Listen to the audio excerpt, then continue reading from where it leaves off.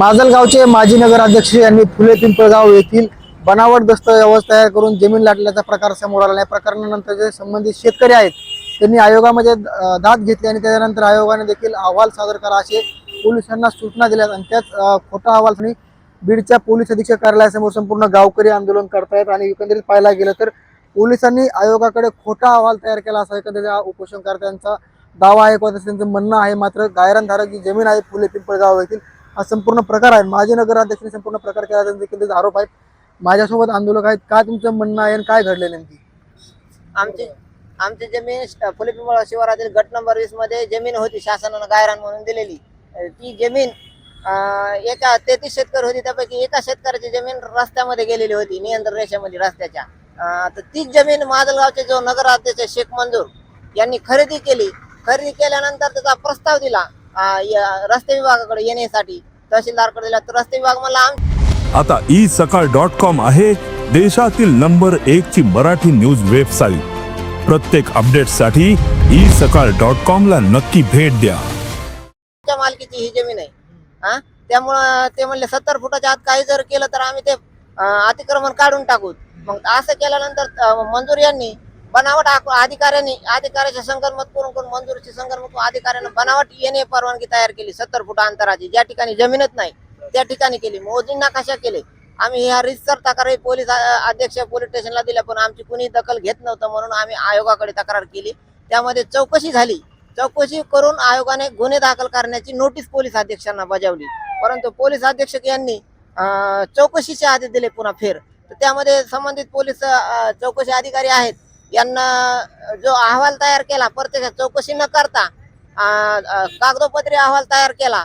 आणि जे आम्ही शेतकरी गेलो जबाब देण्यासाठी घरी वस्तुस्थिती मिळावीत म्हणून त्यांना आम्हाला त्याची कुणी हाकलून दिला. आम्हाला प्रत्यक्षात पोलीस स्टेशन मधून हाकलून दिला. आम्हाला त्याच्यामध्ये आमची खरी वस्तुस्थिती समोर येण्या नाही. आयोगाचं पत्र आहे, न्यायालयीन आदेश आहे, हा त्याचं उल्लंघन सुरू आहे. उल्लंघन करून प्रकरण दडपण्यात आमची गुन्हे दाखल करण्याची जी आयोगाने नोटीस दिली त्याप्रमाणे तात्काळ गुन्हा दाखल करावा ही मागणी आहे आमची. पोलीस मामा तुम्ही आज आंदोलन करताय, उपोषण करताय, काय मागणी? मागणी त्याच आमची त्याच्यावर गुन्हे दाखल व्हावा म्हणून त्या मंजूर शेखवर काय घडले की त्यानं ते 5 फुटावर जमीन होती आमच्या भावाची, तर ती गेली रोडमध्ये. तर त्यानं त्या रोडचं सोडून त्यानं 60-70 फुटावर मागं घेतली. तर आम्ही तेच गुन्हे घेऊन पोलीस स्टेशनला गेलतो, हे जाती आयोगाचं हे समजा लिटर घेऊन. तर त्यानं आम्हाला माघारी पाठवलंय. त्या पोलीस स्टेशन हाकलून दिलं. ते म्हणले काही का ग्रामपंचायत आहे का आणि कुठं काय आहे का असं म्हणून माघारी पाठवून दिलं आम्हाला. त्यानं तिथं बाहेर व्हा म्हणला, तिथं काही थांबायचं नाही म्हणते. जबाब द्यायचे होते आम्हाला, पण ते घेतले नाही आमचे त्याने जबाब. आणि त्यानं मंचच हे लिहून काय पाठवले, कुठं हेच केलं. आम्ही चौकशी अहवालच माजलगाव पोलीस स्टेशन मुंडे म्हणून आहे. या प्रकरणात पोलीस खोटे रेकॉर्ड तयार करून आरोपीला वाचवण्याचा प्रयत्न करत आहे, दडपण्याचा प्रयत्न करत आहे. पोलीस माझे मुख्यमंत्री आणि पालकमंत्र्यांकडे विनंती की ह्या प्रकरणात तात्काळ गुन्हे दाखल करावा. या प्रकरणात न्याय द्यावा, आम्हाला गुन्हे दाखल करून बनावट कागदपत्र. अजित पवार बीडच्या दौऱ्यावरती आहेत, तुम्ही त्यांची भेट घेणार आहेत, तुमच्या जिल्ह्याचे पालकमंत्री आहेत. आम्ही त्यांची भेट घेऊ. तर आमची दादाला विनंती आहे ह्यामध्ये की बाबा लक्ष घाला, पालकमंत्री म्हणून जातीने लक्ष घाला. तर आम्हाला हे प्रशासन दडपण्याचा प्रयत्न करतोय. तक्रार फौजदारी स्वरूपाची असताना तात्काळ गुन्हे दाखल करीत नाही. या प्रकरणामध्ये आम्हाला न्याय मिळाला नाही. पोलिसांकडून दडपलं चाललंय राजकीय नेता असल्यामुळे.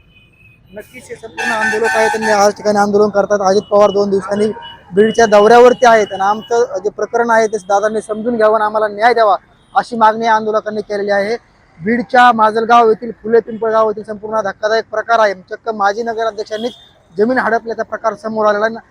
जे आयोग आहे अनुसूचित जाती जमाती आयोगाने देखील गुन्हे दाखल करा किंवा अहवाल सादर करा असं सांगितलं, मात्र चुकीचा अहवाल पोलिसांनी वर पाठवला असं यांचं म्हणणं आहे. आज बीडच्या पोलीस अधीक्षक कार्यालयासमोर त्यांचं उपोषण सुरू आहे. नक्कीच साम टीव्हीसाठी योगेश काशीद, बीड.